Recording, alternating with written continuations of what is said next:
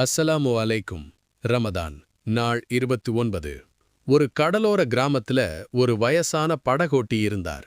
அவர் தினமும் தன் படக சுத்தம் செஞ்சு அதுல இருக்கிற ஓட்டைகளை அடைச்சு பெயிண்ட் அடிச்சு ரொம்ப அழகா பராமரிப்பார். ஆனா அந்த படக அவர் ஒரு மாசம் முழுக்க கடலுக்குள்ளேயே கொண்டு போகல, கரையிலேயே வச்சு சரி பண்ணிக்கிட்டு இருந்தார். ஊர் மக்கள் கேட்டாங்க, ஏன் ஐயா படகை இவ்வளவு அழகா செதுக்குறீங்க, ஆனா கடலுக்குள்ள போகவே மாட்டேங்கிறீங்களே அப்படின்னு. அந்த பெரியவர் சிரிச்சுக்கிட்டே சொன்னார், தம்பி, இந்த ஒரு மாசம் நான் படக ஓட்டல தான், ஆனா வர்ற ஒரு வருஷம் முழுக்க பெரிய பெரிய அலைகளையும் புயல்களையும் தாங்குற அளவுக்கு என் படக நான் இப்போ பலப்படுத்திக்கிட்டு இருக்கேன். இந்த ஒரு மாசம் நான் செஞ்ச வேலை தான் அடுத்த 11 மாசம் நான் கடல்ல பிழைக்கிறதுக்கு உதவியா இருக்க போகுது அப்படின்னு சொன்னார்.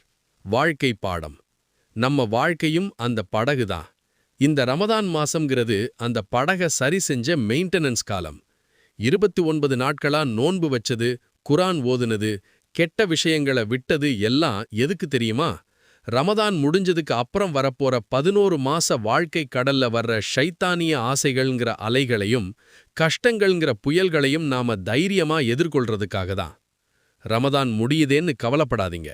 ரமதான் கொடுத்த பயிற்சியை வச்சு ஒரு வெற்றிகரமான வாழ்க்கைய தொடங்க போறோம்னு சந்தோஷப்படுங்க. திருக்குரான் ஆதாரம்.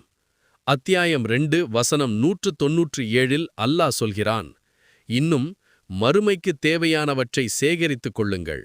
நிச்சயமாக சேகரிக்கப்படுபவற்றுள் மிகவும் மேலானது தக்வா, இறை அச்சம் ஆகும். இந்த 29வது இரவில் நாம் உறுதியெடுப்போம், யா அல்லாஹ், இந்த ரமதானில் நாங்கள் பெற்ற தக்வா எனும் அந்த பலத்தை மீதமுள்ள 11 மாதங்களிலும் எங்களோடு நிலைத்திருக்கச் செய்வாயாக. இந்த 29 நாட்கள் பயணம் ஒரு அற்புதமான அனுபவம். ரமதான் நமக்கு கொடுத்த மாற்றங்கள் வெறும் 30 நாட்களுக்கு மட்டுமல்ல, அது நம் வாழ்நாள் முழுமைக்கும். இந்த மாற்றத்தை உயிர்ப்புடன் வைத்திருப்போம். உங்கள் அனைவருடைய துஆக்களிலும் என்னையும் சேர்த்துக் கொள்ளுங்கள்.